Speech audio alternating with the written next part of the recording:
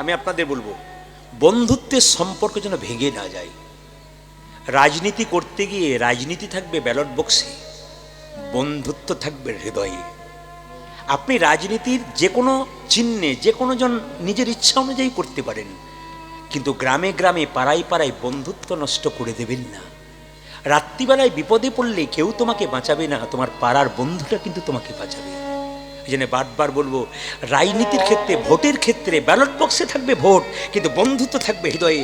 যেন ভোট করতে গিয়ে নিজেদের মধ্যে বিবাদ না হয়, হিংসা না হয়। শান্তিপূর্ণভাবে ভোট দিন, প্রেম রেখে, ভালো নিজের ইচ্ছা অনুযায়ী দিন, কিন্তু বিবাদ নয়, মারামারি নয়, ঝগড়া নয়, অশান্তি নয়, শান্তির বাতাবরণ তৈরি করুন। এটা আমার আপনাদের কাছে মেসেজ রইল। সবাই সুন্দরভাবে যাবেন, ধীরে ধীরে আসবেন। বাবা, কে কাকে মারবেন আর কে কার সঙ্গে ঝগড়া করবেন, চোখ মুজে দিলে তো সব চলে যাবে গো। কিসের অহংকার, একটু শুনে নেবেন ভালো করে। সম্রাট আলেকজান্ডার পৃথিবীর সম্পত্তিকে 7 ভাগ করলে 1 ভাগ সম্পত্তির মালিক সম্রাট আলেকজান্ডার। সবাই তাকান। সম্রাট আলেকজান্ডার পৃথিবীর সব সম্পত্তিকে 7 ভাগ করলে 1 ভাগ সম্পত্তির মালিক সম্রাট আলেকজান্ডার। ব্যাবিলন শহরে একটা মশার কামড়ে মরেছিল। মৃত্যুর আগে কর্মচারীকে মন্ত্রীকে বলেছিল, মন্ত্রী আমি মরে যাব জানি, এত টাকার মালিক আমি, আপনারা ক টাকার মালিক, আর মারামারি করে কত টাকা পাবেন, ঝগড়া করে কত টাকা পাবেন, শুধু বিবাদ বাড়াবেন, শত্রু বাড়াবেন। কেন বাড়াবেন? নিজের জীবনটাকে কেন অন্যায়ভাবে হত্যা করে দেবেন নিজে নিজে? সুবাদ থাকুন, শান্তিপ্রিয় থাকুন, প্রত্যেকটি জাতির মধ্যে, প্রত্যেকটি মানুষের মধ্যে শান্তি আনুন। সম্রাট আলেকজান্ডার বলল, আমি যখন মরব মন্ত্রী লিখে রাখো, আমার দেহটা তোমরা কাঁধে নিয়ে যাবে না, 4 জন ডাক্তার কাঁধে নিয়ে যাবে। স্যার লিখে নিলাম, আপনি যখন মরে যাবেন তখন আপনার দেহটাকে 4 জন ডাক্তার কাঁধে নিয়ে যাবে। 2 নম্বর লিখে রাখো, মন্ত্রী আমি যখন মরে যাব লোককে তো চিত হয়ে শুয়ে নিয়ে যায়, আমাকে যখন শুয়ে নিয়ে যাবে তখন তুমি উপর করে শুয়ে নিয়ে যাবে, হাতগুলো যেন দুলতে দুলতে দুলতে যায়। লিখে নিলাম স্যার। 3 নম্বরটা কি, আমি যখন মরে যাব তখন আমার মৃতদেহর পেছন পেছন পয়সা ছড়াবে। আপনাদের কেউ মারা গেলে পয়সা ছড়ায়? জোরে বলুন, ছড়ায়? আপনাদের ছড়ায়, আমাদের ছড়ায়। আমাদের ওখানে লোক খুব চালাক, যেগুলো অচল পয়সা সেইগুলোই ছড়ায়, সচলগুলো ছড়ায় না। খুব চালাক সব জায়গাতেই ঘটনা, মানুষ খুব চালাক। সবাই তাকান। সেনাপতি জিজ্ঞেস করলো, মন্ত্রী জিজ্ঞেস করলো, স্যার আপনি যখন মরে যাবেন তখন 4 জন ডাক্তার কাঁধে নেবে কেন, আমরা কাঁধে নেব না কেন?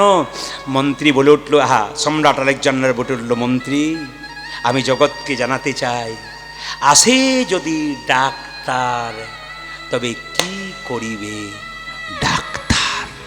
কি অদ্ভুত কথা দেখুন। আসে যদি ডাক্তার, আসে যদি ডাকিত তবে কি করিবে ডাক্তার। কি করিবে ডাকিত। আসে যদি ডাক্তার তবে কি করিবে ডাক্তার। মায়েরা, ডাক্তারের কাছে যাবেন, চিকিৎসা করাবেন, তিনি সুস্থ করতে পারেন কিন্তু কাউকে বাঁচিয়ে দিতে পারেন। সবাই তাকাবেন। মহানায়ক উত্তম কুমার যেদিন মারা গেলেন, তার হোম চিকিৎসককে সাংবাদিকরা জিজ্ঞেস করেছিল, বাঁচাতে পারলেন না উত্তম কুমারকে? বলছে, এর আগে 24 বার বাঁচালাম, 25 বারের পর পারলাম না। ডাক যদি তার আসে, ডাক্তারের ক্ষমতা নাই তাকে বাঁচাতে পারে। যার যেদিন লেখা আছে কিচ্ছু করা নাই, মায়া ছেড়ে চলে যেতে হবে। যতই ডাক্তার আসুক, যতই হসপিটাল দেখান, কিচ্ছু করার নেই। স্যার স্যার আপনি যখন মরে যাবেন তখন আপনার হাতটা এরকম করে দুলতে দুলতে যাবে কেন? সম্রাট আলেকজান্ডার মন্ত্রীকে বলল, শোনো মন্ত্রী, আমি জগৎকে শেখাতে চাই, আমি যে 7 ভাগ সম্পত্তির 1 ভাগ সম্পত্তির মালিক হলাম, কি নিয়ে গেলাম আর কি নিয়ে এলাম, কি নিয়ে এলো আমি জগৎকে দেখাতে চাই। খালি হাতে গেলাম আর খালি হাতে হতে এলো। আচ্ছা আচ্ছা মায়েরা, কিছু মনে করবেন না, একটা উত্তর আপনারা দিন। যদি আপনাদের বাড়িতে কেউ মারা যায় তবে তার জামাটা, যে জামাটা পরে মরে, সেই জামাটা সঙ্গে দিয়ে দিন না খুলে রেখে দিন? জোরে বলুন, বলবেন কিন্তু একসঙ্গে। যারা সামনে আছে তারা বলবে, আর পেছনে আছে বলবে না, তা না, সবাইকে বলতে হবে। আচ্ছা, খুলে দিন না সঙ্গে দেন? জোরে বলুন, সঙ্গে দেন। আচ্ছা বলবেন আস্তে।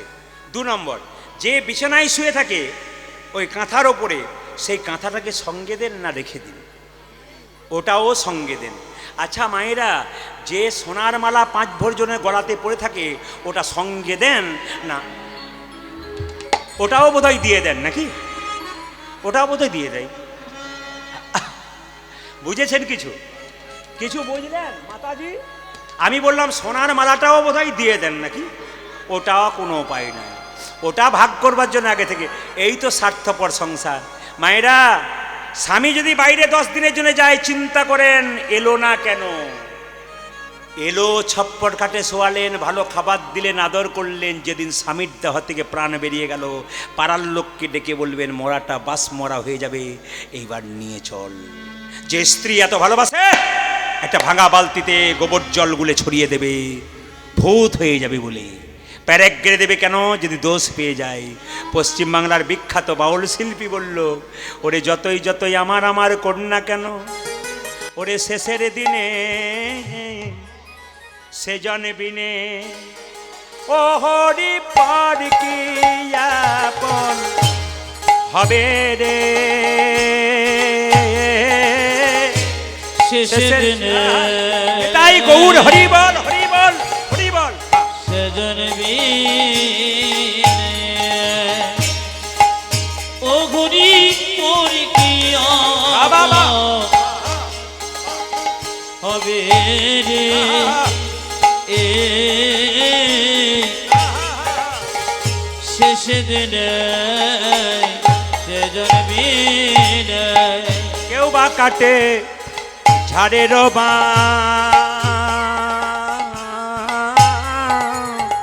কেউ বা পাকাই দড়িরে। অতীব সত্য কথা, একবার বাস্তব, সবার জীবনে ঘটবে। ঝড়ের আরে কেউ পাকাই দড়ি রে। ও যে কেউ বা কাটে ঝাড়ের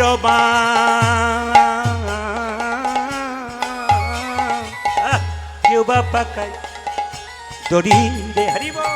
কেউ বা কাটে ঝাড়ের বাবা।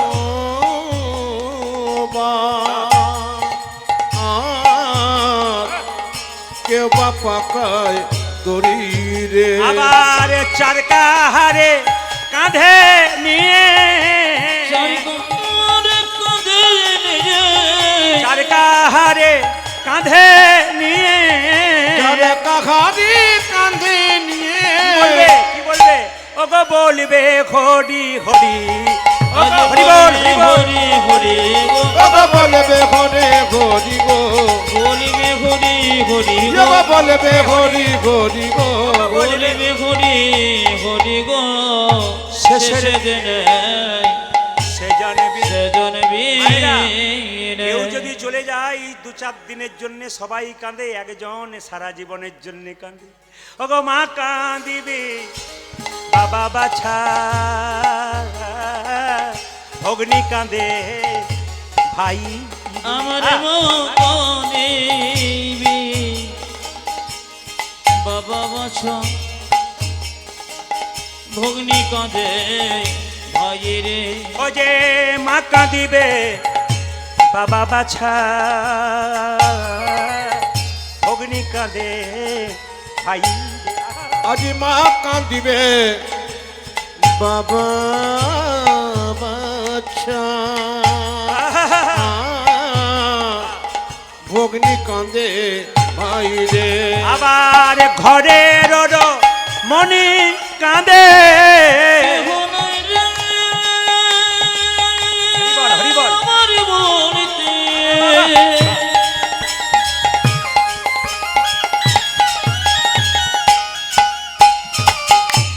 এই সংসারে আমার মনেতে আর ওরে হরি।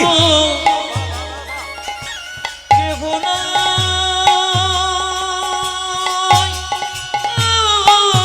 ওরে হরি। আমার মনেতে আর কেহ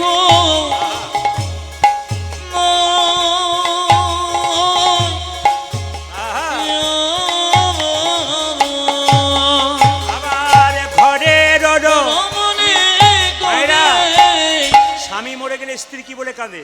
ওই আমার আর যে কেহ নাই রে, ওই আমার আর যে কেহ নাই রে, আমার আর যে কেহ নাই রে, ওই আমার আর যে কেহ নাই রে, আমার আর যে কেহ নাই ওই রে, আমার আর যে কেহ নাই রে।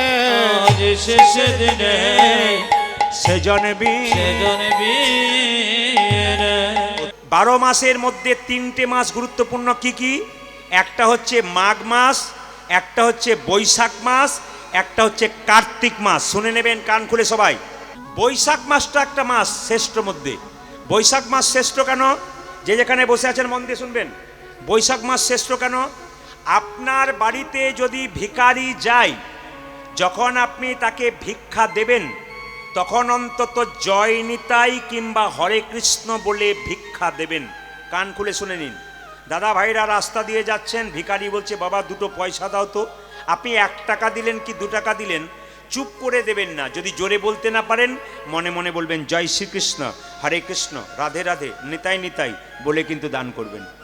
আপনি দান করলেন 50 টাকা, ওটা নিয়েও মদ খাবে না কি খাবে সে আপনার দেখে লাভ নেই। আপনি তো নিতাইয়ের নামে দিয়েছেন, ভগবানের নামে দিয়েছেন। ওই জন্য দরজায় যখন কেউ যাবে মা, তাকে চাল দেবেন আর ভিক্ষা দেবেন, অন্তত জয় নিতাই বলে বলে দেবেন বা হরে কৃষ্ণ বলে দেবেন। দ্বিতীয়, সবাই শুনে নিন, বাড়ির দরজা যারা প্রথম ঘুম থেকে সকালবেলায় উঠে খোলে, দরজা যখন যে বাড়ির দরজা প্রথম যে খুলবে, সে কিন্তু হরে কৃষ্ণ কৃষ্ণ কৃষ্ণ হরে হরে, হরে রাম রাম রাম হরে হরে। কেন? হরিনাম করে যদি কেউ দরজা খোলে মা, তার বাড়ির দরজার দিকে দমের দৃষ্টি আর হয় না। যমরাজ কিন্তু দৃষ্টি দেবে না। কেন? যেখানে হরিনাম সেখান থেকে যম অনেক দূরে সরে থাকে। তো শুনে নিন, কার্তিক মাসটা শ্রেষ্ঠ কেন? সবাই শুনবেন। কার্তিক মাসটা হচ্ছে, হ্যাঁ বৈশাখ মাসে কথা বলছিলাম।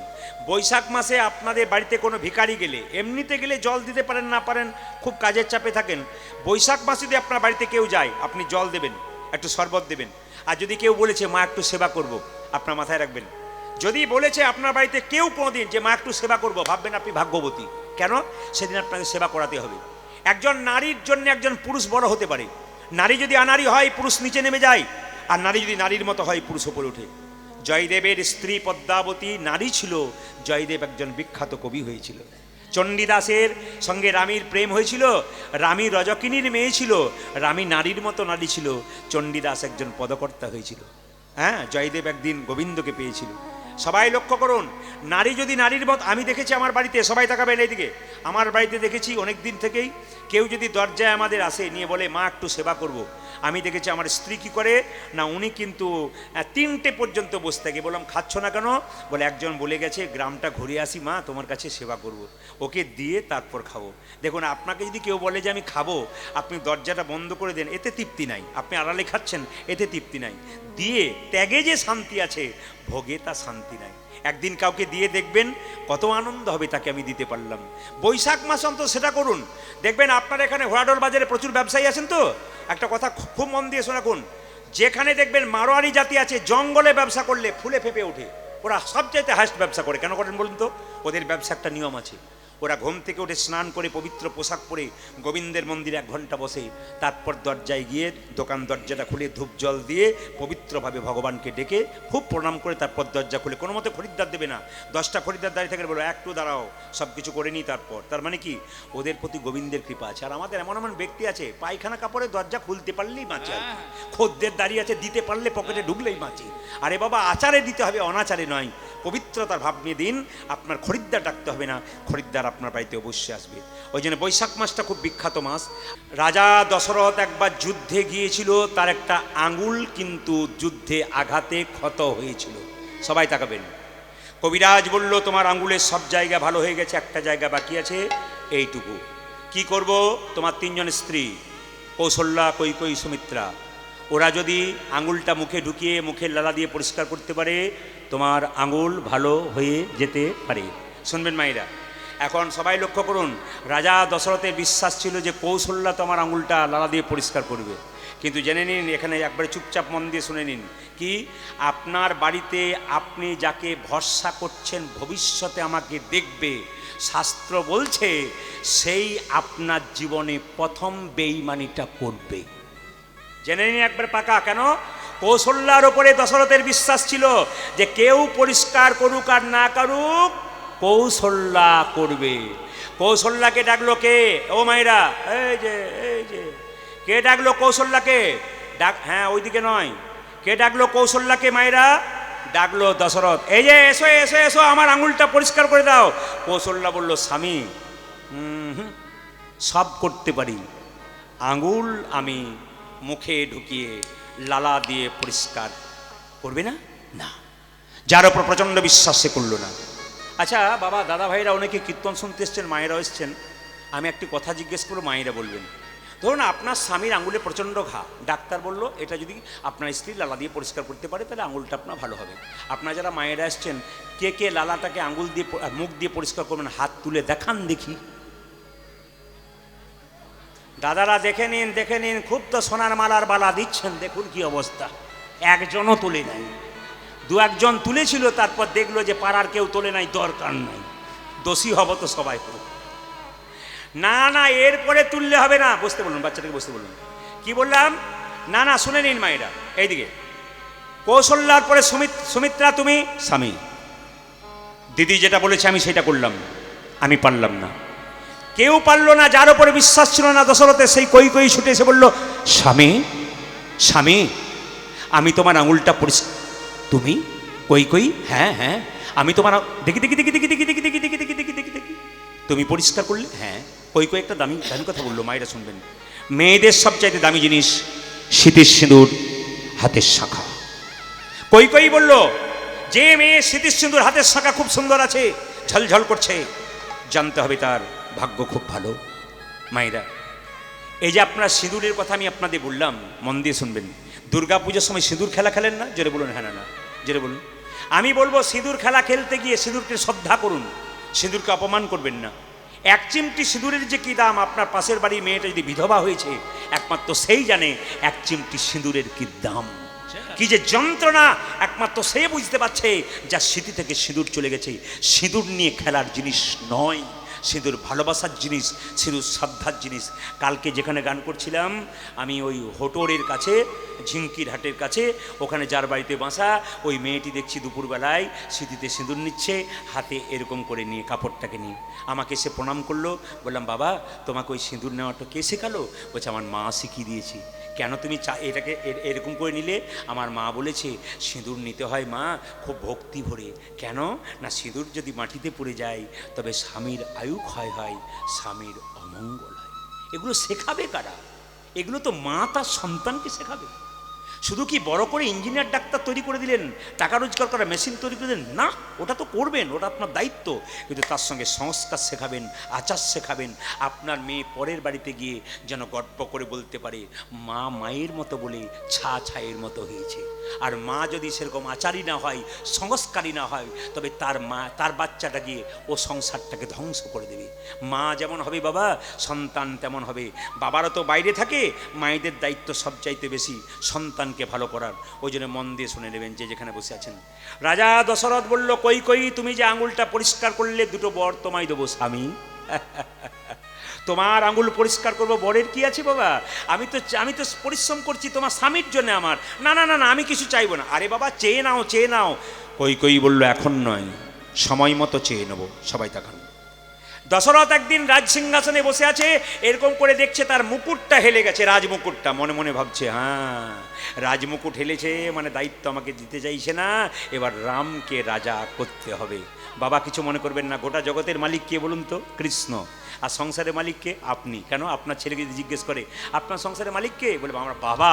তাহলে বাবা যদি মালিক হয়, আপনার রাজমুকুটটা হেলেছে আপনি কখন বুঝবেন? গ্রীষ্মকালে গরমে পরিশ্রম করে বাড়ি ঢুকবেন, আপনার বৌমাকে এক গ্লাস জল চাইবেন, 1 ঘন্টা পর যখন 1 গ্লাস জল আসবে তখন বুঝবেন আপনারও রাজমুকুটে হেলতে শুরু করেছে, আপনাকেও সংসার ভালোবাসছে না। মায়েরা, বয়স্ক অবস্থায় বৌমাকে 1 কাপ চা চাইলে ঠান্ডার সময়, 1 ঘন্টা পর 1 কাপ চা এলে বুঝবেন সংসার আপনাকে আর ভালোবাসছে না, আপনাকে ভাবছে এবার গেলেই বাঁচি, আপনার আর দাম নাই। তাই সবাইকে বলবো শরীর সুস্থ থাকতে পরিশ্রম করুন, সুস্থ থাকতেই চলে যাবেন। বিছানায় পড়ে থাকতে হবে না, কারো কথা শুনতে হবে না, কথা বলতে বলতে খেতে খেতে চলতে চলতে আপনি গোবিন্দের চরণে চলে যাবেন। দশরথ রাজা বলল রামকে কালকে রাজা করব। সবাই প্রচার হয়ে গেল রাম রাজা হবে। কই ফুলের মালা গাঁথছে। পাশ থেকে একটা মেয়ে কইকে বলল কই ফুলের মালা, ফুলের মালা গাঁথছিস কেন? বলে রাম রাজা হবে, রামের গলায় পরাবো। মেয়েটি বলে উঠলো রাম রাজা হলো তো তোর কি গেল, কৌশল্যা তো রাজমাতা হবে, তুই তো ভিখারিনী হবি, দরকার নাই। তাহলে কি করব? মতি ছিল কোথায়? রামচরণে। ক্ষতি করলো কে? ওই মেয়েটা যে কানের মধ্যে বিষ ঢেলে দিল। আরে তুই মা হবি না তো কৌশল্যা মা হবে, তোর কি গেল? কৌশল্যা রাজ, তাহলে আমি কি করব? কালকে রাম রাজা হবে, সবাই আনন্দে থাকবে, তুই কিন্তু মুখ লুকিয়ে বিছানায় কাঁদবি। দশরথ দেখবে রাম রাজা হচ্ছে, সবাই আনন্দ করছে, কই তুই যখন বালিশে বসে মুখ লুকিয়ে কাঁদবি তখন এসে বলবে কই তুমি কি করছো, দুটো বর তুমি চেয়ে নিবি। রামচন্দ্র রাজা হবে, সবাই আনন্দ করছে। রাজা দশরথ দেখলো কই দেখলো বিছানায় মুখ লুকিয়ে, বালিশের মুখ লুকিয়ে কাঁদছে। জিজ্ঞেস করলো কই তুমি কাঁদছো কেন? কই বলল স্বামী আমার বড় আনন্দের দিনে তোমার কাছে দুটো জিনিস চাইতে ইচ্ছে করছে, দুটো বর পাওনা ছিল। কি বর? একবারে পুত্র ভরতের সিংহাসন লাভ, আর একবারে রামচন্দ্রের 14 বছরের বনবাস।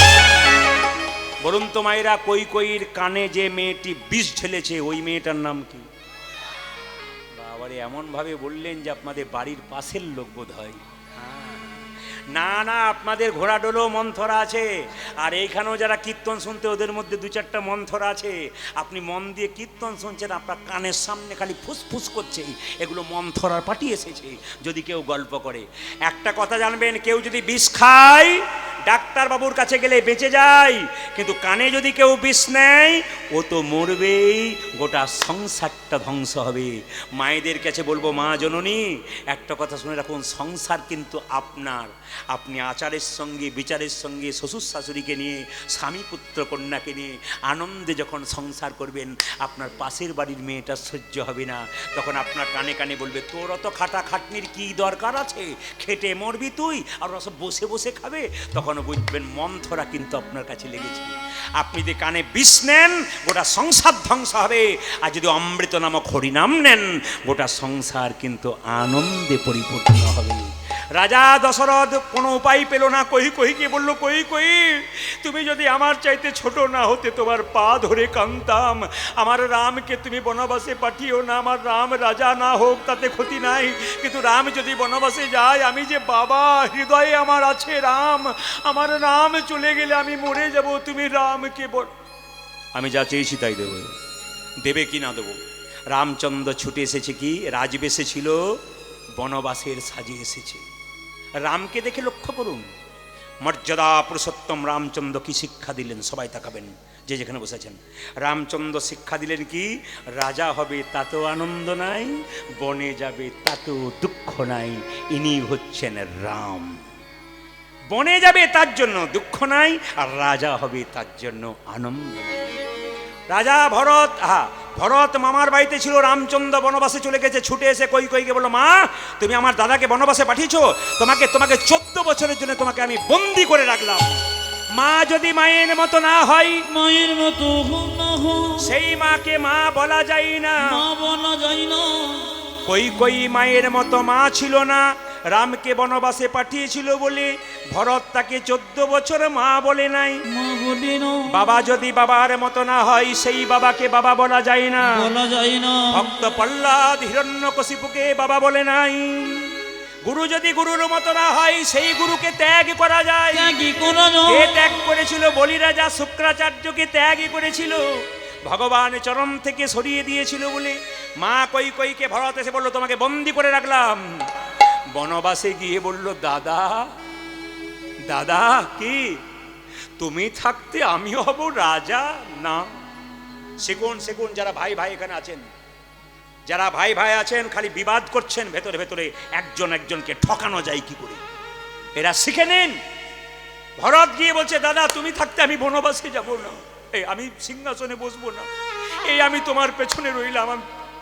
রামচন্দ্র বলল, ভরত, পিতৃসত্য পালন করবার জন্য 14 বছরের জন্য এসেছি, তুই চলে যা ভাই, তুই ফিরে যা। দাদা, যদি ফিরে যেতে হয়, যে সিংহাসনটা তোমার জন্য আছে ওই সিংহাসনে আমি বসবো না, তোমার এই খরম যুগল দাও, ওই দুটো নিয়ে গিয়ে আমি সিংহাসনে বসিয়ে দেব।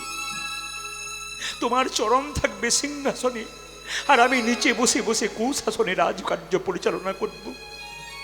রামচন্দ্রের খরম যুগল এনে ভরত সিংহাসনে বসিয়ে 14 বছর ধরে মায়েরা শুধু রাজকার্য পরিচালনা। ভাই দেখুন কেমন ভাই, দাদাকে কত বিশ্বাস করে দেখুন। এরকম বিশ্বাস যদি সংসারে না থাকে, ভাইয়ে ভাইয়ে ভাঙবেন, হিন্দু সনাতন ধর্মের মানুষ ভাঙবেন, অন্য মানুষ সোজা পেয়ে যাবে আপনাদের। ভাঙবার জন্যে একত্রিত হন, ভালোবাসার সম্পর্ক রাখুন, হরিকে ভালোবাসুন, ভক্তকে ভালোবাসুন, সব ধর্মের মানুষকে সম্মান দিন, সম্প্রীতি বজায় রাখুন, ভালোবাসার হিন্দু সনাতন ধর্মকে ভালোবাসুন, মুসলিম ধর্মকে ভালোবাসুন, খ্রিস্টান ধর্মকে ভালোবাসুন, কিন্তু নিজের ধর্মকে যেন কেউ অপমান করবেন না। নিজের ধর্মের মানুষ রাস্তা দিয়ে পেরিয়ে গেলে একটাও ফালতু কথা বলবেন না। আপনি পারবেন না বলবেন না। অন্য ধর্মের মানুষ রাস্তা দিয়ে চলে যায়, ওরা ওদেরকে দেখলে মাথা নিচু করে চলে যায়। আর আমাদের সাধুগুরু বৈষ্ণব গেলে ঠাট্টা করবার জন্য, ইয়ার্কি করবার জন্যে আমাদের কিছু ছেলে দাঁড়িয়ে থাকে, এগুলো তো হিন্দু ধর্মের কুলাঙ্গার, এইগুলোর জন্য তো ধর্ম নষ্ট হয়ে যাচ্ছে। এদের থেকে দূরে থাকবেন, এদেরকে আগে সোজা করতে হবে, নইলে সনাতন ধর্ম কোনোদিন রক্ষা হবে না। আমাদের মধ্যে ভূত লুকিয়ে আছে, এগুলোকে আগে দেখতে হবে, তবে আমরা আবার ঠিক জায়গায় ফিরে আসতে পারবো। তাই বারবার নিবেদন রইল মায়েরা, রামচন্দ্র 14 বছর পর বনবাস থেকে আসবে। বিমাতা কই 14 বছর ধরে ঘরের ভেতরে কেঁদে কেঁদে বলেছে, রাম এই দেখ, তুই যেদিন বনবাস থেকে আসবি সেদিন আমি ডান হাতে নবনীর ভাণ্ড নেব, বাঁ হাতে বিষের ভাণ্ড নেব। তুই যদি মা বলে ডাকিস, নবনীর ভাণ্ড তোর মুখে তুলে দেব, আর তুই যদি মা বলে না ডাকিস, বিষের ভাণ্ড মুখে দিয়ে আমি প্রাণ ত্যাগ করব। রামচন্দ্র 14 বছর পর বনবাস থেকে আসছে মা, ভক্তগণ সবাই রামের জয়ধ্বনি দিচ্ছে, জয় জয় রঘুপতি ধ্বনি, রাজা রাম পতিত পাবন সীতা রাম। হরি বল। জয় জয় রঘুপতি রাঘব রাজা রাম পতিত পাবন সীতারাম। জয় জয় রঘুপতি রাঘব রাজা রাম পতিত পাবন সীতারাম। জয় জয় রঘুপতি রাঘব রাজা রাম পতিত পাবন সীতারাম। ঈশ্বরে আল্লাহ তেরো নাম সবেক সুমতি দে ভগবান। ঈশ্বরে আল্লাহ তেরো নাম সবিক সুমতি দে ভগবান। ঈশ্বরে আল্লাহ তেরো নাম সবিক সুমতি দে ভগবান। ঈশ্বর আল্লাহ তেরো নাম সবিক সুমতি দে ভগবান। জয় জয় রঘুপতি রাঘব রাজা রাম পতিত পাবন সীতা। উর্ধ্বনি। জয় জয় রঘুপতি রাঘব রাজা রাম পতিত পাবন সীতারাম। জয় জয় রঘুপতি রাঘব রাজা রাম পতিত পাবন সীতা। জয় জয় রঘুপতি রাঘব রাজা রাম পতিত পাবন সীতারাম। বিমাতা কই কই যাচ্ছে ছুটে ছুটে, এক হাতে নবনী এক হাতে বিষের ভাণ্ড নিয়ে। একবার আমায় মা বলে ডাক। ওরে রাম, তুই যদি মা বলে ডাকিস আমি নবনী তোর মুখে তুলে দেবো, আর মা না বলে ডাকলে বিষের ভাণ্ড মুখে তুলে নেব। একবার আমায় মা বলে ডাক, আমার নাডি জনম ধন্য হবে রাম। একবার আমায় মা বলে দাও, নারী জন ধন্য হবে। একবার আমায় মা বলে ডাক, নারী জনম ধন্য হবে রাম। আজ একেবারে জামাই মা বলে ডাক, নারী জনম ধন্য হবে। মামা বলে ডাক রে একবার,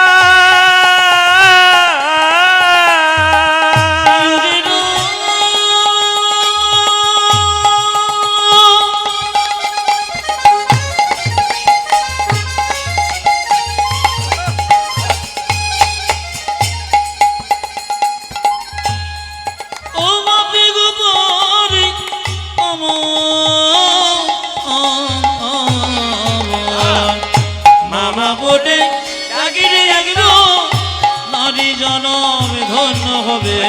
একবার আমায় মা বলে ডাক, নারী জনম ধন্য হবে। একবার জামাই মা বলে ডাক, নারী জন্ম ধন্য হবে। সবাই সবাই তখন রামচন্দ্র অন্তর্যামী ভগবান ছুটে এসে কৈকেয়ীকে বলল, মা তুমি কেমন আছো? কৈকেয়ী নবনীর ভাণ্ড রামচন্দ্রের মুখে তুলে দিল। রামচন্দ্রকে কৈকেয়ী কেঁদে কেঁদে বলল, ওরে রাম, তুই তো আমার গর্ভে জন্ম নিয়ে আমার স্তন পান করতে পারলি না। তুই আমায় কথা দে রাম, আমার গর্ভে জন্ম নিয়ে আমার স্তন পান করে তুই আমার মনোবাসনা পূর্ণ করবি। রামচন্দ্র বলল, মা এ যুগে তো হলো না, আগামী দাপরে কংসের কারাগারে জন্ম নেব। আমার নাম হবে কৃষ্ণ, তুমি হবে দৈবকী। তোমার গর্ভে জন্ম নেব, কিন্তু তোমার স্তনদুগ্ধ পান করতে পারবো না। কেন জানো? যেদিন 14 বছর জন্য বনবাসে যাচ্ছিলাম, কৌশল্যা মা এক বাটি দুধ দিয়েছিল আমার মুখে তুলে। তুমি দুধের বাটিটা কেড়ে নিয়েছিলে। এক ফোঁটা দুধের যে কি দাম তুমি সেদিন বোঝো নাই। কথা দিলাম মা, তুমি হবে দৈবকী, তোমার গর্ভে জন্ম নেব, আমার নাম হবে কৃষ্ণ। তোমার স্তন পান করবো না, তোমার গর্ভে জন্ম নেব, তোমার কাছ থেকে নন্দালয়ে চলে যাব। সুন্দর কথা শুনবেন। কৈকেয়ী কেঁদে কেঁদে বলছে, আমি যখন দৈবকী হব, তুই যখন আমার কোল থেকে চলে যাবি, আমার স্তনদুগ্ধতা আপনি ঝরে পড়বে। দেখবেন মেয়েদের যদি বাচ্চা হয়, বাচ্চা মরে গেলে মায়ের দুগ্ধ আপনি ঝরে পড়ে, কিংবা মেয়ের বাচ্চা যদি কেউ কেড়ে নিয়ে চলে যায়, তাহলে দেখবেন বাচ্চা মায়ের দুধ কিন্তু আপনি ঝরে পড়ে। বলছে, আমি যেদিনে মা হব, তুই তো নন্দালয়ে চলে যাবি, আমি দৈবকী হব, আমার দুগ্ধ ঝরে পড়বে। সেই দুগ্ধ কি হবে? ওগো মা, কথা দিলাম, যে মাটিতে দুগ্ধ ঝরে পড়বে সেই মাটিতে কলিজীবের চিরের মালসার মাটি তৈরি হবে। সেই মাটি দিয়ে চিরের মালসা তৈরি হবে। কথা দিলাম মা, তবে এ যুগে তো হলো না, আগামী কলি যুগে তুমি হবে সচী মাতা, আমি হব গৌর হরি। গৌর হরি তোমার গর্ভে জন্ম নিয়ে তোমার মনোবাসনা আমি পূর্ণ করব। মায়েরা, রামচন্দ্র ছুটে এসে ভরতকে বলছে, ভাই ভরত, তুই আমার জন্য যা করলি জগতে তো কেউ করে না। বল হরি বল, হরি বল। তুই 14 বছর সিংহাসনে বসিস নাই, তুই কুশাসনে বসি বসি আমার কথা স্মরণ করে তুই চোখের জল ফেলে আমার খরম যুগলটা ভাসিয়ে দিয়েছি। ওরে ভরত রে, তোকে কথা দিলাম, আগামী দাপরে আমি রাম কৃষ্ণ রূপে জন্ম নেব, আর তুই ভরত আমার ভাই হয়ে জন্ম নিবি না, তুই আমার বন্ধু রূপে জন্ম নিবি। বন্ধু রূপে জনম নিবি। বন্ধু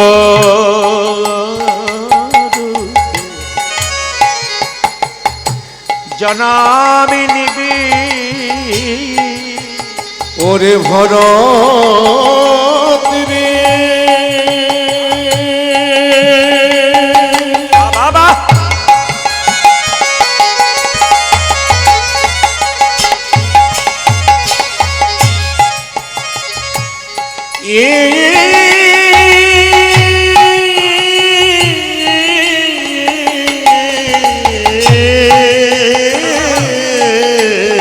হরি হরি বা,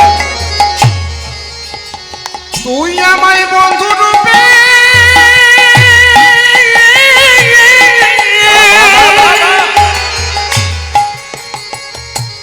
তুই জনম নিবি।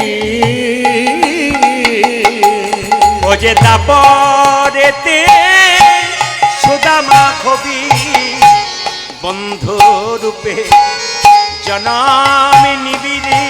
তুই দাপরেতে সুদামা হবি, বন্ধু রূপে যাই দাপরেতে সুদামা হবে, বন্ধু রূপে দাপরেতে সুদামা হবে, বন্ধু রূপে জন্ম নেবে। আমায় বন্ধু রূপে জন্ম নেবে। মায়েরা, ভগবান শ্রীকৃষ্ণ জন্ম নিলেন দাপরে, রামচন্দ্র কৃষ্ণ রূপে জন্ম নিল, আর ভরত সুদামা রূপে জন্ম নিল।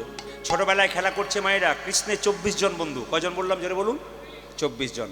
আর কৃষ্ণ বলরাম নিয়ে 26 জন। তো বলছে আজকে একটা নতুন খেলা খেলবো, কিছু মনে করবেন না। হরিনাম যত শুনবেন তত আনন্দ হয়, একই লীলা একই ঘটনা বারবার শুনছেন তবু আনন্দ লাভ হয়। কেন বলুন তো, নামের এক অমৃত আস্বাদন আছে। তবে যে যেমনভাবে আস্বাদন করাতে পারে। লীলা দেখুন, মিস্ত্রি অনেক রকম হয়, দুর্গা পুজো তৈরি, দুর্গা মন্দির তৈরি হয়, হ্যাঁ দুর্গা ঠাকুর তৈরি করে, যে যেমন অলঙ্কার দিয়ে তৈরি করতে পারে তার উপর নির্ভর করে। তো সবাই তাকান, যে যেখানে বসে আছেন, ভগবান শ্রীকৃষ্ণ সুদামা 26 জন বন্ধু নিয়ে খেলা করছে। তো বললো একটা বট গাছের নিচে দাঁড়িয়ে আছি, 26টা বট পাতা পারা হবে। তো 26টা বট পাতার মধ্যে একটা পাতাতে ছিদ্র করে দেবো, সব পাতাগুলোকে মাখিয়ে দেবো, সবার চোখে একটা করে কাপড় বেঁধে দেবো। এখন ছিদ্র করা পাতাটা যে পাবে সেই হবে চোর, আর তার কাঁধে সবাই একবার করে চাপবে আর নামবে। ও মায়েরা জোরে বলুন তো, বুঝতে পেরেছেন? কতজন বন্ধু ছিল জোরে বলুন? 26 জন। বট গাছ থেকে কটা বট পাতা পাচ্ছে? 26টা। একটা পাতাতে ছিদ্র করবে, ফুটো করে দেবে। এবার সেই ছিদ্র করা পাতাটা একসঙ্গে সব পাতার সঙ্গে মিশিয়ে দেবে, সবার চোখে একটা করে কাপড় বেঁধে দেবে, একটা একটা করে পাতা তুলবে, যে ছিদ্র করা পাতা পাবে সেই হবে জোরে বলুন চোর। আচ্ছা বলুন তো, কে ছিদ্র করা পাতা পেতে পারে? জোরে বলুন, কে পেতে পারে? আর একটু জোরে বলুন। ও বাবা, আপনারা তো জানেন, আমার না হলে হতো আর কি। কৃষ্ণ তো, আচ্ছা দেখি কে, দেখি মায়েরা। কৃষ্ণ খেলা করছে, কিভাবে খেলছে? কানাই খেলিছে বিনোদ খেলা গো, খেলিছে বিনোদ কানাই খেলিছে বিনোদ খেলা গো, খেলিছে বিনোদ খেলা। কানাই খেলিছে বিনোদ খেলা গো, খেলিছে বিনোদ খেলা। কানাই খেলিছে বিনোদর খেলা, কানাই খেলিছে বিনোদর খেলা। গায়ে রাঙা মাটি কোটি তটে ধটি, কানাই গায়ে রাঙামাটি কোটি তটে ধটি, গায়ে রাঙা মাটি।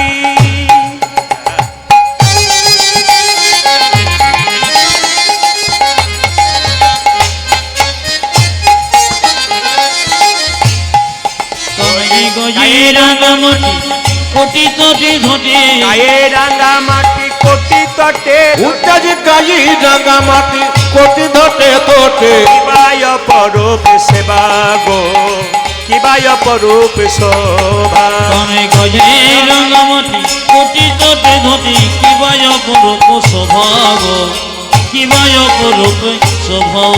কানাই খেলিছে বিনোদ খেলা গো, খেলিছে বিনোদ ও খেলা। কানাই খেলিছে বিনোদর খেলা গো, কানাই খেলিছে বিনোদ খেলা। এই সুদামা, খেলবো মোরা নতুন খেলা, আমরা খেলবো মোরা নতুন খেলা, খেলবো মোরা নতুন খেলা। উচ্চাজি খেলবো মোরা নতুন খেলা। কাঁধে করা আর কাঁধে চড়া, খেলবো মোরা নতুন খেলা। কাঁধি করো রে কাঁধে চলো, খেলবো মোরা নতুন খেলা। কাঁধে করাই আর কাঁধে চড়া, খেলবো মোরা নতুন খেলা। কাঁধে করাই আর কাঁধে চড়া। খেলবো মোরা নতুন আজ খেলা, খেলবো মোরা নতুন খেলা। খেলিছে বিনোদ খেলা, খেলিছে বিনোদ খেলা।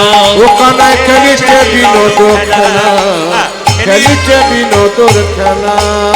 সবাই তাকাবেন, সবাই তাকাবেন, এদিকে তাকাবেন। কি বললাম মাইরা? হ্যাঁ, যারা মিড ডে মিল পাবার জন্য এসেছিলেন তারা তাকানোর দরকার নেই। কিছু কিছু ব্যক্তি আছে কীর্তন শোনা আসো, দেখবেন 2-4 জন ভিড় করে, পাশাপাশি ঠেসাঠেসি করে, আবার দেখবেন আউট হয়। সব যে কিছু কিছু জায়গা হয়, এদের মিড ডে মিল পাওয়ার মতো। সেই বাচ্চারা জানা মিড ডে মিল পেয়ে হরিবল হয়ে যায়। এদিকে তাকাবেন। কি বললাম মাইরা? পাতা 26টা নেওয়া হয়েছে, একটা পাতা এই দেখ তো, তুই কি পেয়েছিস? আর তুই কি পেয়েছিস? হ্যাঁ আমারটাও গোটা। ভালো পেয়েছি।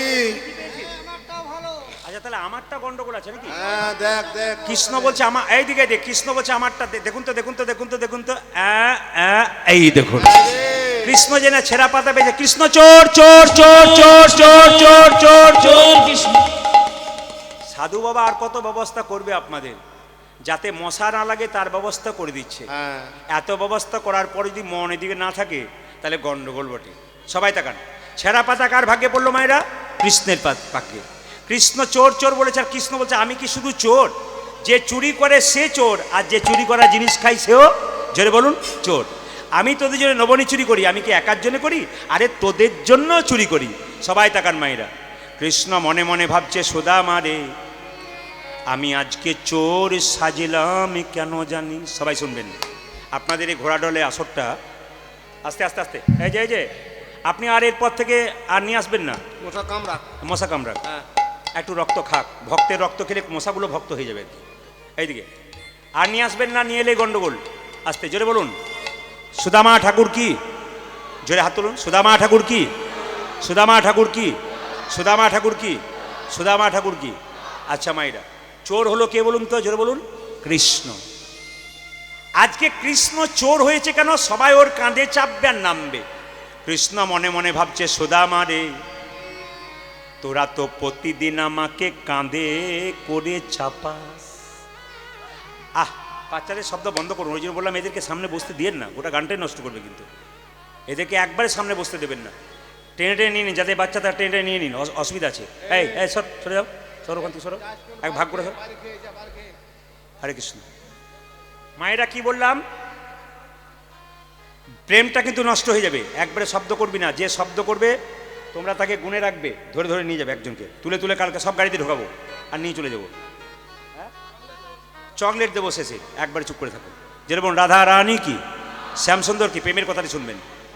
কৃষ্ণ মনে মনে ভাবছে সুদামা রে, তোরা তো প্রতিদিন আমায় কাঁধে চাপাস, কিন্তু আমি তো কোনোদিন কাউকে কাঁধে চাপাতে পাই না। কত প্রেমের জিনিস শুনবেন যারা প্রেমিক ভক্ত আছেন।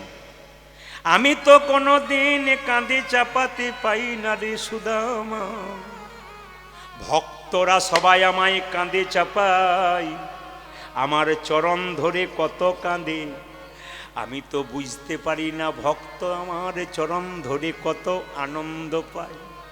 আমি ভগবান আজকে কাঁধে চাপাবো, চাপিয়ে দেখব ভক্তির চরণ ধুলোতে কত আনন্দ আছে। সবাই তাকার মায়েরা, কৃষ্ণের কাঁধে প্রথমে সুদামাকে চাপিয়েছে। সুদামা একটা পা পেছনে দিয়েছে, একটা পা সামনে দিয়েছে। কানাই বলে সুদামা রে, তুই একটা পা পেছনে দিলি, একটা পা সামনে দিলি কেন? সুদামা বলল, কানাই তোর কষ্ট হবে বলে আমি একটা পা বুকে দিয়েছি, একটা পা পেছনে দিয়েছি। কৃষ্ণ মনে মনে ভাবছে একটা পা পেলে হবে না, তোর চরণ যুগল চাই। ভক্ত যেমন আমার চরণ ভালোবাসি, আমিও তো ভক্তের চরণ ভালোবাসি। ভগবান কত ভালোবাসার মানুষ দেখুন। শুধু যে আপনি ভগবানের চরণ ভালোবাসবেন তা নয় মা, যদি ডাকার মতো ডাকতে পারেন তাহলে ভগবান আপনার চরণ ভালোবাসে। সুদামা কি করেছে দেখুন, সুদামা যখন পা দুটো সামনের দিকে দিয়েছে তখন কৃষ্ণের চোখ থেকে ফোঁটা ফোঁটা জল সুদামার পায়ে পড়েছে। আর সুদামা বলছে, আমায় নামিয়ে দে, আমায় নামিয়ে দে, তুই আমায় নামিয়ে দে কানাই, তুই আমায় নামিয়ে। কেন কেন কেন নামাবো না? আমি বুঝতে পেরেছি তুই তো কোনোদিন কাউকে কাঁধে চাপাস না, আমাকে কাঁধে চাপিয়ে তোর খুব কষ্ট হচ্ছে, তুই আমাকে নামা। কি করে বুঝলি? বলছে, তোর চোখ থেকে আমার পাটা ভিজে গেল তোর চোখের জলে, আমি জানি তোর কষ্ট হচ্ছে, তুই নামা নামা। কৃষ্ণ বলল, সুদামা রে, এই জগতে মানুষ দুবার কাঁদে, একবার সুখের সময়, একবার দুঃখের সময়। আত্মীয় স্বজন যেদিন মারা যায় সেই দিনই কাঁদে। আর কোনো মায়ের ছেলে যদি কষ্ট করে পড়াশুনো করে চাকরি পায় সেদিনে আনন্দের কান্না কাঁদে। ওরে সুদামা রে, আমি কিন্তু দুঃখের কান্না কাঁদি নাই। আমি কেন কাঁদছি জানিস? প্রতিদিন ভক্ত আমার চরণ ধরে বুকে নিয়ে বারবার কাঁদে। আমি তোর চরণ ধরে এত আনন্দ পেয়েছি যে আনন্দে চোখের জল তোর পায়ে পড়ছে। সুদামা বলছে, কানাই ছুটিস না, ছুটিস না, পড়ে যাব ভাই, পড়ে যাব। কৃষ্ণ বলল, সুদামা রে, আমার কথাতে জগতের মানুষকে জানিয়ে দিলাম, কেউ যদি আমাকে ধরার মতো ধরতে পারে তার জীবনে পড়ার ভয় নিতাই গৌর হরি হরি। মায়েরা, ভগবান বলল, কেউ যদি আমায়, কেউ যদি আমায়, কেউ যদি আমায় ধরার মতো ধরিতে পারে তবে তার পড়ার ভয় নয়। মায়েরা সবাই তাকাবেন, এ সংসারে কেউ কারো নয়, ধরবে যদি তবে ভগবানকে ধরে থাকো। হ্যাঁ, ভগবানকে ধরে থাকো। এই যে এত সুন্দর কাপড় পরেছেন, কত রঙের কতজন কাপড় পরেছেন, আমরা কত রঙের কাপড় পরেছি। আমাদের শেষের দিনে যেদিন পৃথিবী ছেড়ে চলে যাব, সেদিন কোনো রঙের কাপড় দেবে না, একটা সাদা থান কাপড় বেঁধে দেবে। এটাই আমাদের শেষ কাপড়। বাড়িতে থাকলে 3 বার 4 বার কত খাবার খাচ্ছি, আমাদের শেষ খাবার কি জানো? শেষ খাবার হলো 1 চামচ জল, তা ভেতরে যেতেও পারে নাও যেতে পারে। শেষ কষ্ট কি দেখবেন, যারা মরছে মৃত্যুর সময় দেখবেন তাদের কষ্ট, আর অনুভব করবেন আপনি যেদিন মরবেন সেদিন আপনার এরকম কষ্ট হবে। সুদামাকে কৃষ্ণ বলছে, শোন, এই জগতে কেউ যখন মারা যায় কষ্ট পায়, প্রাণটা বেরোনোর সময় কত যে কষ্ট হয়, যার বেরোই সে জানে। এই জগতে শেষ কষ্ট হবে যখন আর শ্বাস নিতে পারবে না। এই জগতে শেষ দেখা কি জানো? শেষ দেখা হলো ঝাপসা দেখা। নিজের ছেলে মেয়ে সামনে দাঁড়িয়ে থাকবে, মা মা বলে কাঁদবে, বাবা বাবা বলে জড়িয়ে কাঁদবে, তবু সেই চোখে আর চিনতে পারবেন না এ আমার ছেলে দাঁড়িয়ে আছে না মেয়ে দাঁড়িয়ে আছে। এই যদি শেষের দশা হয়, তবে এখন থেকে চৈতন্য করো, গোবিন্দ ছাড়া কোনো পথ নাই। সুদামাকে কৃষ্ণ কাঁধে চাপিয়েছে, কাঁধে চাপিয়ে চলছে ছুটে ছুটে। সুদামা রে লইয়া কৃষ্ণ ছুটিতে লাগিল, সুদামা রে লইয়া কৃষ্ণ ছুটিতে লাগিল, সুদামা রে লইয়া কৃষ্ণ ছুটিতে লাগিল। ও যাজে সুদামা রে লইয়া কৃষ্ণ ছুটিতে লাগিল, সুদামা রে লইয়া কৃষ্ণ ছুটিতে লাগিল, সুদামা রে লইয়া কৃষ্ণ ছুটিতে লাগিল।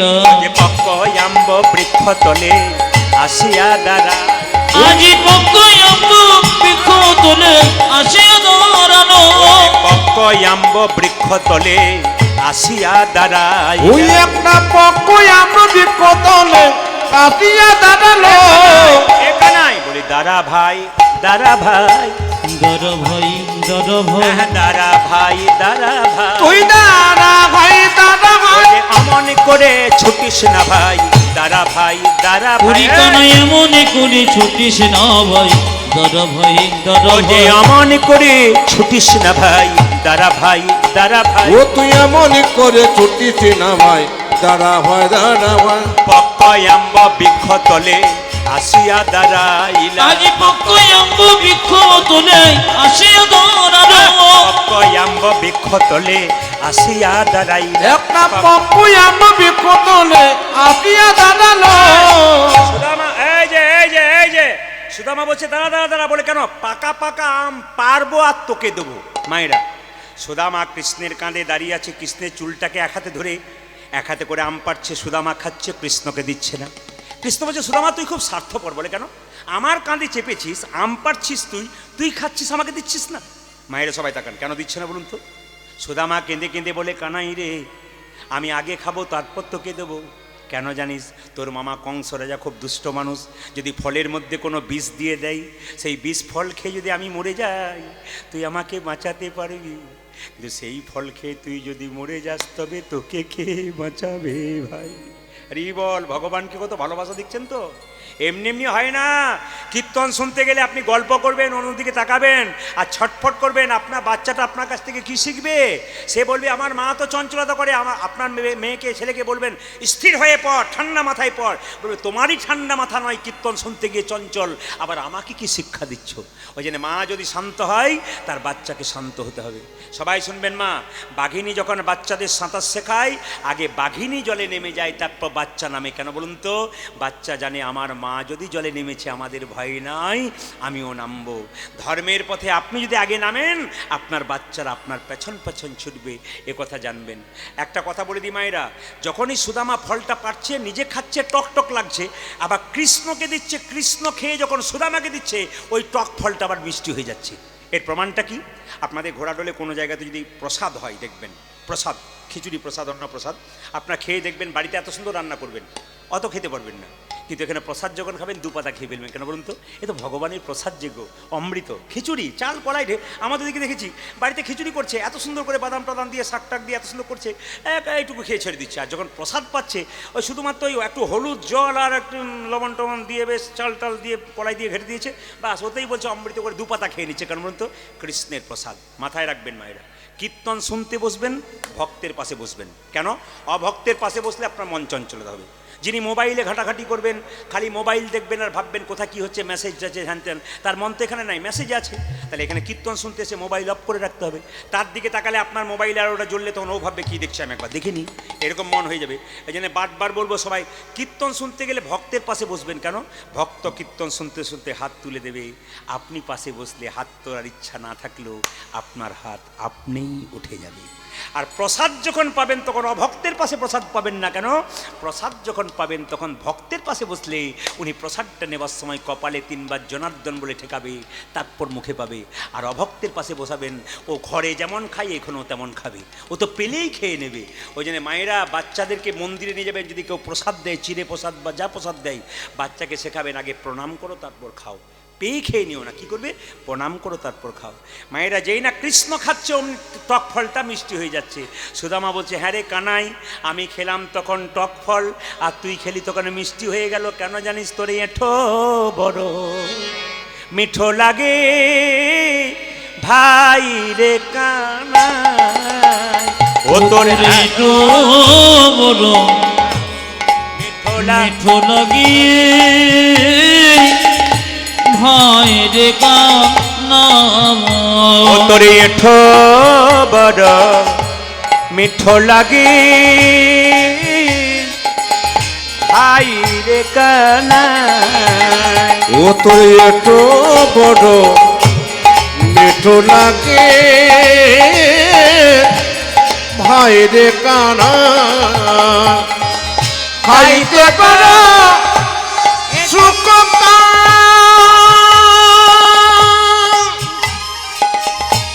তাই তোরে তোর এটো খা, আমি খাইতে বড় সুখ পাই, তাই তো তোর দুঃখ খাইতে পারো সুখ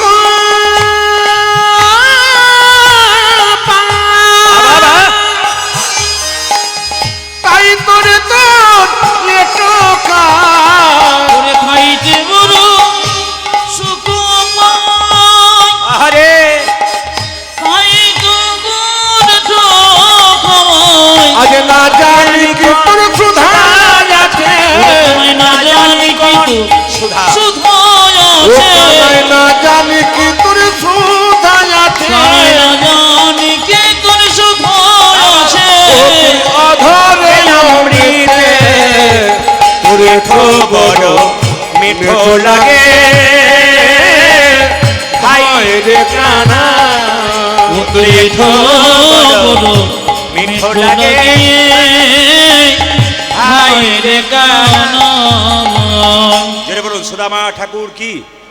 আচ্ছা বাবা, কৃষ্ণ সুদামা খেলতে খেলতে ছোটবেলায় কৃষ্ণ চলে গেল কংসকে ধ্বংস করার জন্যে মথুরায়। এতজন কীর্তন শুনছেন আপনারা এখানে ঘোড়ার দলে, আপনারা বহুদিন ধরে কীর্তন শুনছেন, বয়স্ক বাবার আছেন, একজন হাত তুলবেন, খুব খুশি হব। কালকে যেখানে গাইছিলাম একজন কম বয়সের ছেলে হাত তুলে বলে দিয়েছে কথাটা, এই উত্তরটা দিয়েছে। কি বলুন তো? কৃষ্ণ কংসকে মেরেছিল, কি দিয়ে মেরেছিল? ভাগবতে লেখা আছে কিন্তু, কৃষ্ণ কংসকে মেরেছিল, কি দিয়ে মেরেছিল? যারা ভাগবত পড়বেন তারা জানবেন কি দিয়ে মেরেছিল বাবা। হ্যাঁ, অনেকে না জানা থাকতে পারে, আমি বলে দিই। কৃষ্ণ কংসকে মারে নাই, কৃষ্ণকে দেখেই কংস আঁতকে উঠে মরে গিয়েছিল। কৃষ্ণ খালি একটা ঘুষি দেবার ভান করেছিল মাত্র, মারে নাই। কংসকে এরকম করে ঘুষি দেবার ভান করেছিল, কংস হার্ট অ্যাটাক হয়ে আঁতকে মারা গেল। শুনে নিন, কৃষ্ণ সুদামার ছোটবেলার খেলা শেষ হয়ে গেল। একটা ছোট্ট আপনাদের মেসেজ দিয়ে যাই।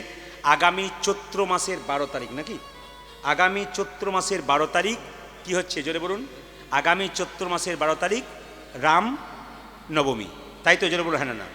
সেদিন ভগবান রামচন্দ্রের जन्म। बोलिए श्री रामचंद्र भगवान की, জয় बोलिए श्री पवन पुत्र हनुमान की, बोलिए श्री रामचंद्र भगवान की, बोलिए श्री पवन पुत्र हनुमान की। শুনে নিন, রামচন্দ্রের জন্মের কথা একটা আপনাদের বলবো। নবমী তিথিতে শুক্লপক্ষে চৈত্র মাসে নবমী তিথিতে রামের জন্ম হয়েছিল। ঋষ্যসিংহ মুনি যখন তিনজন স্ত্রীর সন্তান হচ্ছিল না, তখন ঋষ্যসিংহ মুনি একটা যজ্ঞ করতে বলেছিল। সেই যজ্ঞের চরু খেয়ে তিনজন স্ত্রীর 4টা ছেলে হয়েছিল। এই দিতে গাবেন মাইরা, কৌশল্যার গর্ভে জন্ম নিয়েছিল কে? রাম। আর সঙ্গে সঙ্গে কৌশল্যার যে দাসী, সে দশরথকে বলল, রাজা মশাই বাধাই হো, বাধাই হো। বলে কি, আপনার একটি ছেলে হয়েছে, রংটা কালো কুচকুচে। বশিষ্ঠদেব নাম রাখলেন রাম। রামচন্দ্রের গায়ের রং কিন্তু সাদা নয়, সবাই শুনে নিন, একবারে কালো। যারা নিজেকে কালো বলে নিজেকে অপমান ভাবছেন তা নয়, রামচন্দ্রের রং একবারে কুচকুচে কালো। 2 ঘন্টা পরে কৈকেয়ীর গর্ভ থেকে একটা সন্তান জন্ম নিল, তার নাম ভরত। সঙ্গে সঙ্গে কৈকেয়ীর দাসী বলল, বাধাই হো রাজামশাই। বলে কি, আপনার আরেকটা ছেলে হয়েছে। বশিষ্ঠদেব নাম রাখলেন ভরত। শুনবেন ভালো করে, 2 দিন পরে সুমিত্রার গর্ভে 2টি সন্তান জন্ম নিল, লক্ষণ এবং শত্রুঘ্ন। এখানে আপনাদের কাছে একটা আমার প্রশ্ন থেকে যাবে, কি বলুন তো, রামের পরে ভরতের জন্ম, তারপর লক্ষণ, তারপর শত্রুঘ্ন। বলবার সময়, লেখবার সময় রাম, লক্ষণ, ভরত, শত্রুঘ্ন বলি কেন? জানতে হবে আপনাদের। হিন্দু জাতির মানুষ, আপনি জানবেন না তা বললে হবে না, জানতে হবে। আমার সবচাইতে খারাপ লাগে কি জানেন? এইদিকে দুর্গাপূজার সময় আমাদের ওখানে দুর্গাপুজো হচ্ছিল, একজন স্কুল মাস্টার মশাই বটেন, উনি তার ছেলেকে নিয়ে গেছেন দুর্গাপুজো দেখতে। তো দুর্গাপুজোতে ছেলেটা বলছে, বাবা, বলে কি, এইদিকে বাবাজি, বলছে বাবা আর এনেন না আপনি ধূপকাঠি। ওই ধূপের সঙ্গে কিন্তু উড়ে যাবে, মশার সঙ্গে যেমন মশা উড়ে যাবে, কথাগুলো উড়ে যাবে, আর এনেন না দয়া করে। কি বললাম মায়েরা, যে যেখানে বসে আছেন?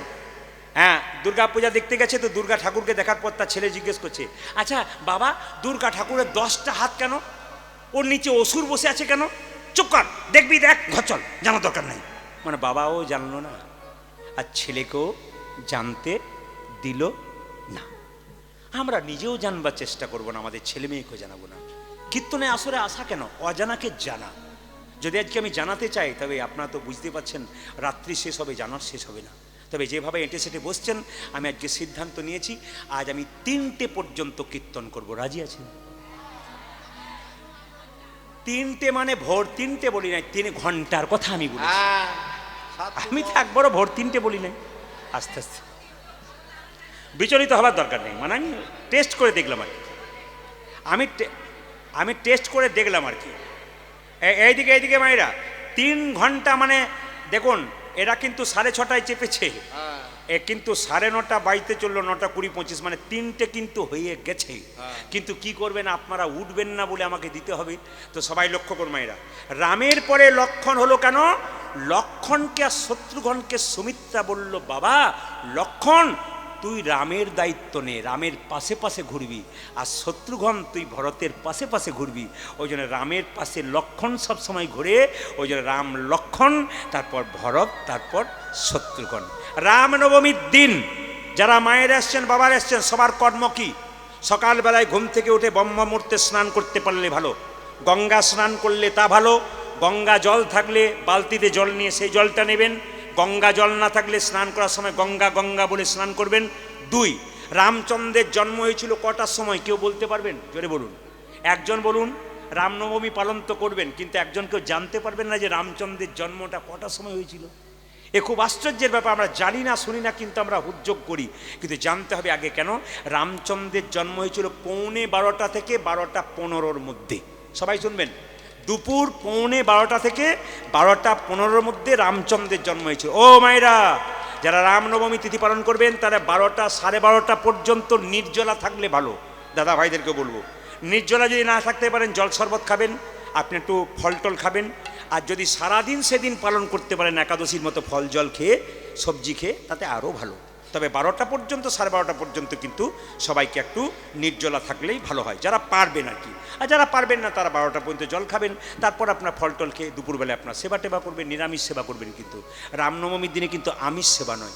সবাই শুনে রাখুন, রামনবমীর দিনে রামচন্দ্রের মূর্তি যদি বাড়িতে থাকে বা ছবি থাকে, তাকে পঞ্চামৃত দিয়ে স্নান করাবেন। পঞ্চামৃত কি? দুধ, ঘি, দই, চিনি আর জল। কি বললাম? দুধ, ঘি, দই, চিনি আর জল একসঙ্গে মিশিয়ে রামচন্দ্রের মূর্তিকে স্নান করাবেন। যদি রামচন্দ্রের মূর্তি না থাকে, শালগ্রাম শিলার মূর্তি, তাকে স্নান করাবেন। 3, যদি তাও না থাকে, শেষ উপায়টা বলে দিই, তাও যদি না থাকে, শেষ উপায় কি? শাস্ত্র বলল তুলসী পাতাতে চন্দন দিয়ে, তুলসী পাতাকে চন্দন দেবেন। চন্দন দেওয়ার পর সেই তুলসী পাতাকে আপনি পঞ্চামৃত মানে দুধ, ঘি, দই, চিনি, জল দিয়ে স্নান করাবেন। সেদিন একটু পরমান্ন তৈরি করবেন, দুপুর 12:30টার পর বাচ্চাদেরকে দেবেন, বাড়ির সবাইকে দেবেন, তাহলে রামচন্দ্র খুব খুশি হবে। তাই সবাই মিলে বলুন, রামনবমী কি, রামনবমী কি, রামনবমী কি। এই দিয়ে তাকান। কৃষ্ণ তাহলে কংসকে ধ্বংস করার জন্য কোথায় গেল? জোরে বলুন, মথুরায় গেল। ও মায়েরা, সেই দিন থেকে কিন্তু সুদামা কিচ্ছু খায় না। মা বলে, খা, মরে যাবি তুই। না, আমি খাবো না। বলে, কেন? আমার কানাইকে দাও, আমার কানাইকে দাও। বারবার কাঁদে। সুদামার মা মটুক ব্রাহ্মণ স্বামীকে বলে, শুনছো, তোমার ছেলে না খেয়ে মরে যাবে। যেদিন থেকে কানাই চলে গেছে সেদিন থেকে তোমার ছেলে কেঁদে কেঁদে মরে যাচ্ছে। বলে, আমার ছেলে কই? দেখো রাস্তায় কি বলে কাঁদছে। সুদামা কেঁদে কেঁদে গাইছে, ওরে বজের কানো রে, কোন দুঃখে তুই রাজা হলি মথুরাপুরে। বলে, হারি ওরে বজের কানো রে, কোন দুঃখে তুই রাজা হলি মথুরাপুরে। মায়েরা, এখন সুদামা কেমন কেঁদে কেঁদে বেড়াচ্ছে। আপনারা কৃষ্ণের জন্য এরকম কাঁদতে পারলে সুদামার মতো আপনারা পারবেন। ওরে বজের কানো রে, কোন দুঃখে তুই রাজা হলি মথুরাপুরে। ইয়োরে ব্রজের কানো রে,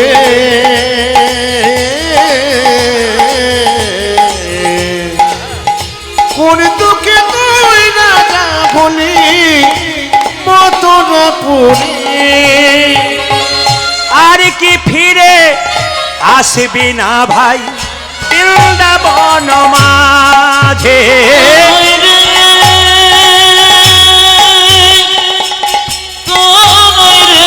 হরিবল হরিবল হরিবল। ওরে কনই রে,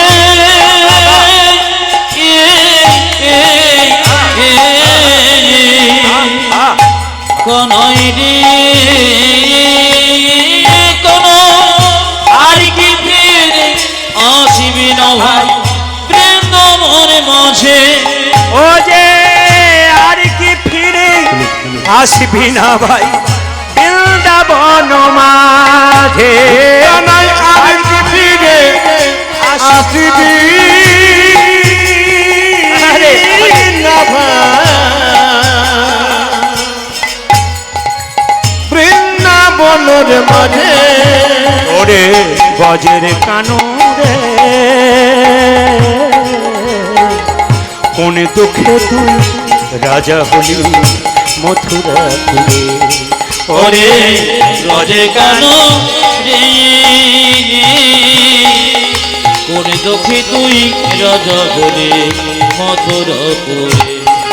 ও যে নন্দ রানী লয়ে নবনী ফিরছে দাঁড়ে দাঁড়ে। নন্দরানী লয়ে নবনী ফিরছে দাঁড়ে দাঁড়ে। ও যে নন্দ রানী লয়ে নবনী ফিরছে দাঁড়ে দাঁড়ে। কানাই রে, কানাই রে, হরিবল হরিবল। ওরে কানাই রে, কানাই রে, কানাই রে, নন্দরানী লয়ে বনে হিরেছে দাঁড়ে দাঁড়ে। ও যে নন্দ পিতা জ্বলেছে চিতা প্রাণেতে জীবার তরে। নয় তোর নন্দ পিতা জেনেছি চিতা প্রাণেতে জীবন তরে। ও যে নন্দ পিতা ঝুলছে চিতা প্রাণেতে জীবার তরে। কানাই নন্দ পিতা জেলেছে চিতা প্রাণেতে জীবারি তবে ওরে বজের কানুরে কোন দুঃখে তুই রাজা হলি মথুরাপুরে। উলুধ্বনি মায়েরা ব্রজের কাননে সবাই জোরে উলুধ্বনি। কোন দুঃখে তুই রাজা হলি মথুরাপুরে। উজাজ কোন দুঃখে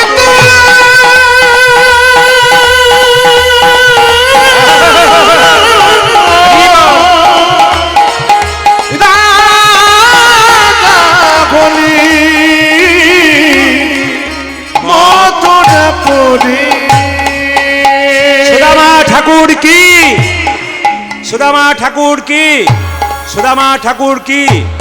আচ্ছা মায়েরা সবাই শুনবেন, সুদামার বাবা থাকতে পারলো না, ছেলেকে নিয়ে গেল সন্দীপন মুনির আশ্রম, যেখানে কৃষ্ণ বলরাম পড়াশুনো করছে কংসকে ধ্বংস করার পর। আচ্ছা, যারা মধ্যপ্রদেশের সন্দীপন মুনির আশ্রম, আপনারা উজ্জয়িনী যেতে পারবেন, একটা জিনিস ভালো জানতে পারবেন, মেয়েদের বা ছেলেদের যদি বিয়ের আগে মাঙ্গলিক দোষ থাকে তাহলে কিন্তু বিবাহে গণ্ডগোল হয়। আমার অনেক জ্যোতিষ বন্ধু আছে, একটু বন দিয়ে শুনবেন, বলছে ছেলে মেয়েদের বিবাহের আগে যদি তাদের মাঙ্গলিক দোষ থাকে না জেনে, আজকে দেখুন ভালোবাসার পরে বিবাহ হচ্ছে, বিবাহটা বিচ্ছিন্ন হচ্ছে কেন বলতো? ওরা নিয়ম মেনে করে না, আচার মেনে করে না। হয়তো আন্দাজের ওপর কোনো বিয়ে হয়ে গেছে, ভালো ঠিকই গেছে, কেন ওদের হয়তো মিলে গেছে, কিন্তু বেশিরভাগ ক্ষেত্রে ডিভোর্স হয়। কেন বলুন তো? একটা কারণে ডিভোর্স হয়, একটা কারণে মেয়েরা বাড়ি থেকে চলে যায়, কেন? ওদের ম্যাচ হয়নি। এটা একটু মাথায় রাখতে হবে। সবাই শুনবেন, মাঙ্গলিক দোষ যদি ছেলে এবং মেয়ে দুজনেরই থাকে বিবাহে কোনো অসুবিধা নেই। শুনে নিন যে যেখানে বসে আছেন, মাঙ্গলিক দোষ যদি ছেলেরও থাকে মেয়েরও থাকে বিবাহে কোনো দোষ নেই, কিন্তু একজনের মাঙ্গলিক দোষ আছে একজনের নাই, মাঙ্গলিক দোষ কাটাতে হয়। যদি কোনো জ্যোতিষ পণ্ডিত থাকেন তার কাছে কাটাতে পারেন। আর সবচাইতে ভালো যদি আপনারা সন্দীপন মুনির আশ্রম, আপনারা উজ্জয়িনীতে যেতে পারেন, ওখানে 3টি মন্দির আছে। একটা মহাকাল শিবের মন্দির আছে, ওই শিবের মন্দিরে মায়েরা ওই শ্মশানের চিতার ভস্য দিয়ে মঙ্গল আরতি করা হয়। আর দ্বিতীয় হচ্ছে ওখানে মহাকবি কালিদাসের বিগ্রহ কালী মাতা মন্দির আছে। আর তৃতীয় হচ্ছে মঙ্গল গ্রহের মন্দির আছে, নবগ্রহের মধ্যে মঙ্গল গ্রহ। ওই মঙ্গল গ্রহের মন্দিরে গিয়ে অনেক মায়েরা কিন্তু ছেলে মেয়েদের মাঙ্গলিক দোষ কাটায়। যদি কোনোদিন কার্যক্ষেত্রে আপনারা উজ্জয়িনী যান আর আপনার ছেলে মেয়ে যদি মাঙ্গলিক দোষ থাকে, ওখানে যাবেন, একবার 100% কিন্তু মাঙ্গলিক দোষ কেটে যাবে। বহু মানুষ লাইন দিয়ে দাঁড়িয়ে থাকে ছেলে মেয়েদের মাঙ্গলিক দোষ কাটানোর জন্যে, উজ্জয়িনী চলে যায় ছেলের মঙ্গলের জন্যে। মায়েদেরকে একটা সুন্দর কথা বলে দিই, একজন মা তার সন্তানের জন্য কী করতে পারে শুনে রাখুন, একটু মন দিয়ে শুনবেন। আমি কয়েকদিন আগে মালদাতে গান করছিলাম, একজন মা দেখছি ডান হাতে খাচ্ছে না বাঁ হাতে খাচ্ছে, কিন্তু ডান হাতে আমাদের সেবা দিচ্ছে, গোবিন্দকে সেবা দিচ্ছে, কিন্তু বাঁ হাতে খাচ্ছে। জিজ্ঞেস করলাম, মা তুমি ডান হাতে খাচ্ছ না বাঁ হাতে খাচ্ছ কেন? ডান হাতে গোবিন্দ সেবাই দিচ্ছ, তুমি নিজে বাঁ হাতে খাচ্ছ কেন? উনি তখন একটা কথা বললেন, বাবা বলে কি, আমার 7টা ছেলে মরে যাওয়ার পর একটা ছেলে হয়েছে, আমি গোবিন্দের কাছে প্রার্থনা করেছিলাম, প্রভু এই সন্তান যদি আবার বেঁচে থাকে, আমার ডান হাতটা আমি গোবিন্দকে সারা জীবনের জন্য দিয়ে দেবো, আমার ডান হাতটা গোবিন্দকে সারা জীবনের জন্যে দিয়ে দেবো। সবাই লক্ষ্য করুন, দিয়ে দিয়েছে গোবিন্দকে। একজন মা কত বড় ত্যাগী হয় সন্তানের জন্যে, ডান হাতে কোনো খাবারই খায় না, গোবিন্দকে দিয়েছে আর সাধু সেবাই দিয়েছে। কয়েকদিন আগে আমি ধানবাদে গান করছিলাম, যার বাড়িতে বাসা, পরপর 2 দিন গান হচ্ছিল, 4 দিন করে গান হয়, 2 দিন আমার 2 দিন অন্য শিল্পী। তো প্রথম 2 দিন আমি গাইলাম, তো গাওয়ানোর সময় আমাকে দেখছি ভদ্রমহিলা খাওয়ালো দাওয়ালো, খুব যত্ন করলো, কিন্তু দরজাতে বসে আছে, 500 মিটার দূরে কীর্তন হয়েছেও যাচ্ছে না। একদিন গেল না, ভাবলাম বাড়িতে অনেক কুটুম্ব এসছে, রান্না বান্না করেছে, ক্লান্ত হয়ে গেছে। দ্বিতীয় দিন বসে আছে, বললাম দিদি তুমি যাওনি কেন? উনি কাঁদছেন, বলে কেন বাবা?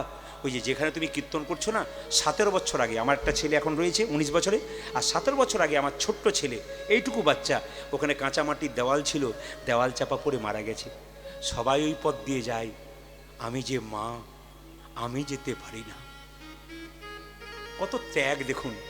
আমি বাড়ির লোককে বলেছি, যেদিন আমি মরে যাব না, সেই দিন ওদিকে নিয়ে যাবে আমার খোকাকে দেখিয়ে।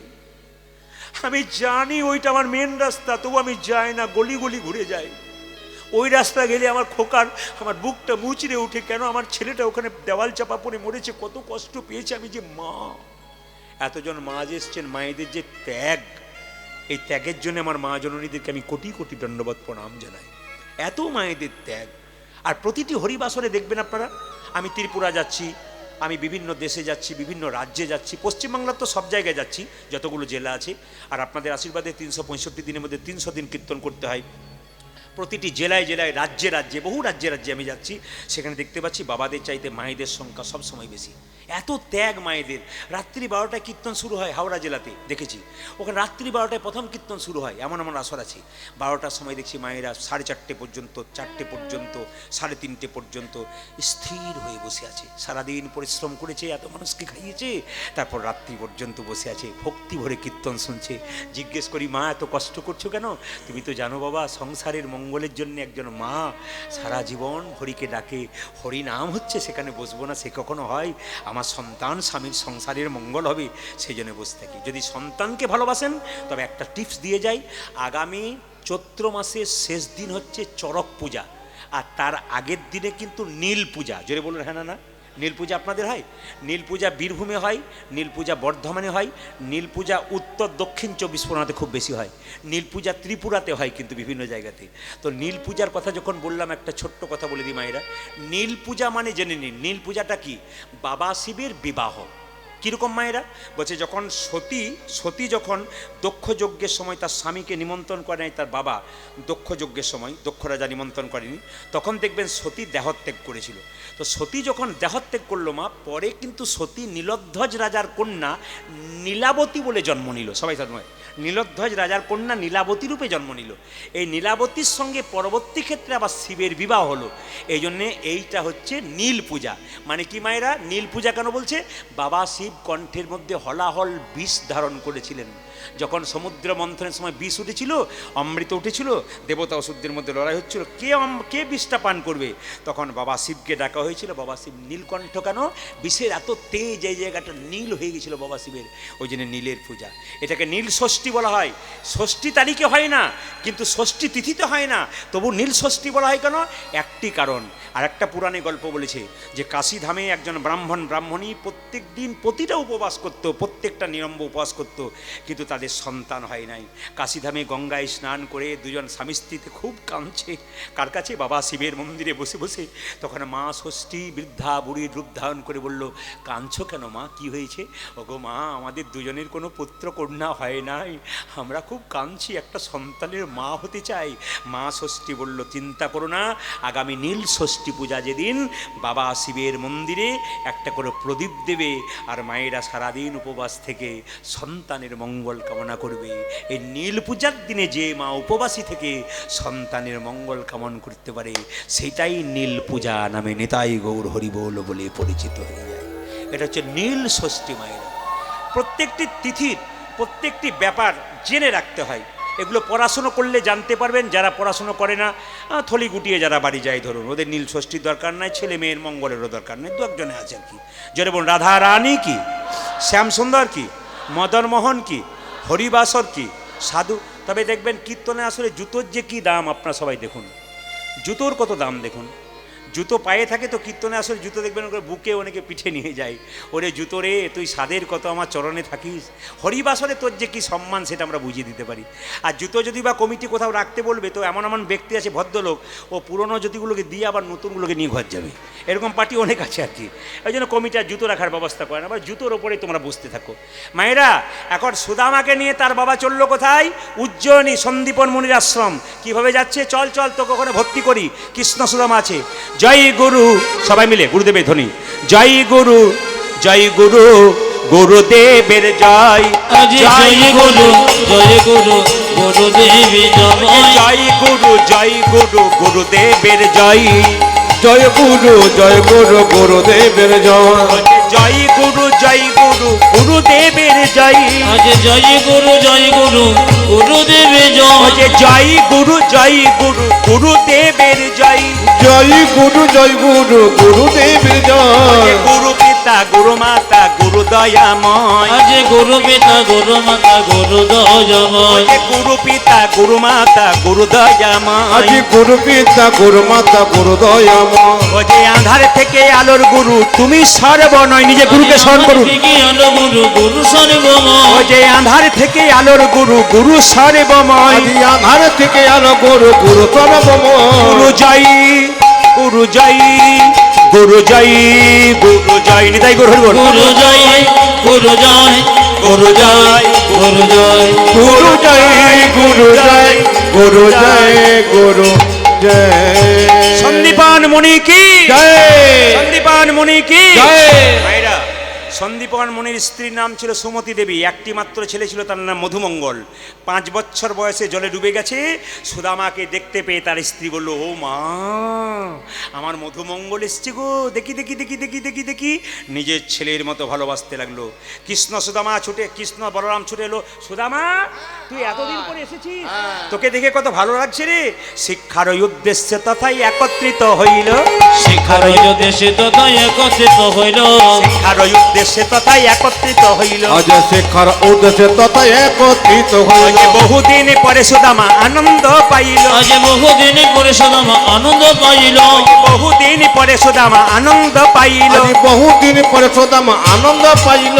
আনন্দ আর ধরে না, আনন্দ যা ধরি না, আনন্দ আর ধরে না, আনন্দ আর ধরে না। বহুদিন পরে সুদামা আনন্দ আর ধরে না, যদি বহুদিন পরে সুদামা আনন্দ যা ধরি না, বহুদিন পরে সুদামা হরি হরি হরি বলে, বহুদিন পরে আজ সুদামা হরি হরি হরি বলে, বহুদিন পরে আজ সুদামা হরি হরি হরি বলে, বহুদিন পরে আজ সুদামা হরি হরি হরি বলে। বহুদিন পরে সুদামা আনন্দ আর ধরে না। বহুদিন পরে সুদামা আনন্দ পাইল, ও যে বহুদিন পরে সুদামা আনন্দ হইল।